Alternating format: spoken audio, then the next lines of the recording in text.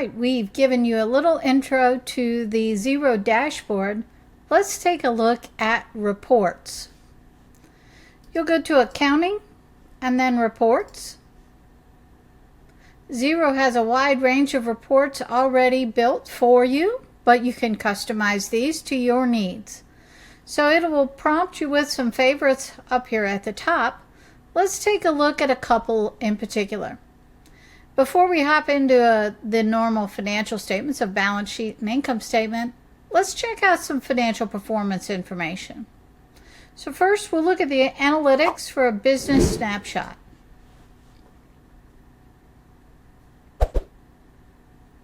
All right, this is a great report, one of my favorites, and has a lot to look at. And you'll find that the graphical interface makes it a little bit easier to see things. So the first block is going to show us our profit and loss. If we click on that, we will open up the income statement in another tab. So this is going to give us some comparison numbers of how we're doing this year versus last year. Right now we're showing a loss. We better get some help from our accountant, right? In this demo company. The income is up a lot over last year. You can see we're up $27,000, but expenses are up $40,000.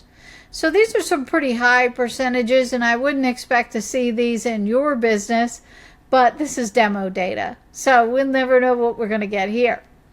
So taking a look a little on down the page, if we now hop over to the net profit margin part of the screen, this is going to be an important characteristic to tell us how our pricing is doing. We want to look here, and it's going to show us and navigate for every dollar of sales revenue. The average net loss of 50 cents was made. So we've got some catching up to do on our pricing and really analyzing our financials. So this is bottom line net profit. Gross profit is your sales less your cost of goods sold. So without all of the overhead in your business.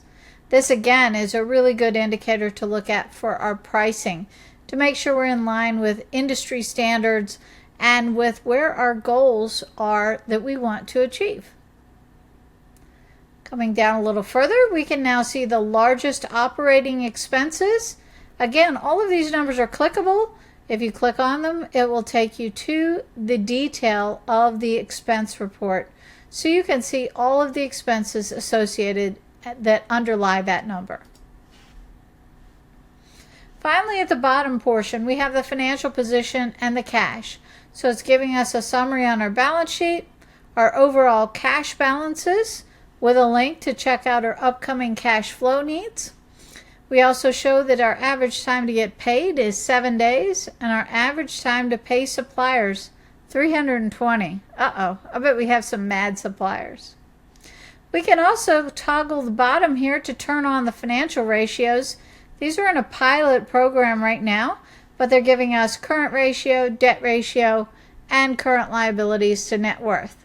Those are helpful if you're into the deeper financial side. If you are a top-level business owner, those may not be all that exciting to you.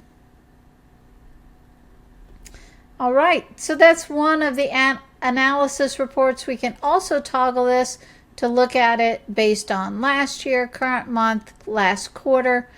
We can also toggle between cash and accrual basis, and we can print that report if you prefer to have a hard copy in hand. Let's go back to our reports. There are tons of these reports, so I'm not going to take you through all of them, but one other one that is a favorite here is the business performance. This one takes a look into some ratio analysis again. And last but not least, the executive summary is also a favorite. This one will allow us to look at our cash, where it's going, our profitability metrics, whether we're going up or down on our variances, our sales, how many invoices we issued, and what the average ticket price is, our performance, and our accounts payable and receivable numbers. So another good favorite. But let's go ahead and take a look, as promised, to our traditional financial statements. Also, you will notice that if you put a star by a report that you like, it will appear on this menu bar for you. So you'll have shortcuts to the things you specifically like. So here's our income statement we just pulled up. You'll see it's defaulting to year to date, but if you click on the left, you'll have many other choices. You could switch this over to see a current and the prior 3 months, the current fiscal year by month, a month-to-date comparison, year-to-date comparison, and if you're tracking categories, you can use that to look at the regions in this case. All right, we'll just stick with this current year-to-date, but let's say we want to see how we're doing compared to the last 2 years. We can choose a compare with and choose a custom date range, or if you want to see the whole year to see how you're tracking, you can do that as well. And we'll hit update. So now we're seeing the previous same amount of days before in those periods. So you can get a really quick comparison. Again, with our demo data, those numbers don't mean a whole lot here, but I think you'll understand the points there. Let's take a look also at our balance sheet. Our balance sheet is going to show us our what we have versus what we owe, and look more at our equity positions. Again, you have options on the left to look at comparisons, and you can also compare by year, by day, by month, by quarter here. All right, so we can see that we have 11,000 in assets, but we owe people 6,400. So our equity, or what our worth is in the company at the moment, is about $5,200. So I encourage you to explore in the reports in Xero.